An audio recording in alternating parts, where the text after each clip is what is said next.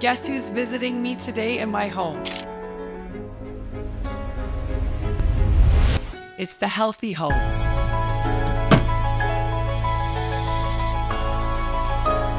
I think people really overlook the value of cleaning their home. It was a shock to me when they come out and they show you how much dust is in your sofa or your bed. It's the moment of truth. Oh, that looks above. Tell me, above average? Above. Above? Above. Yes. Really? Worse? And this goes beyond that. It goes out to how you breathe, how I have energy, how I perform, how I work, how I play sport, how I do yoga, my job. It goes so much bigger than just dust in the bed. It's you guys. You're not clean, no? Are you clean?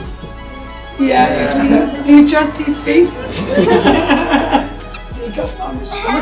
at all the stuff from the bed. Ew. Say thank you for helping us.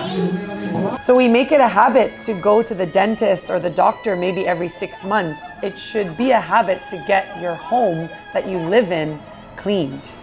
The Happy Home.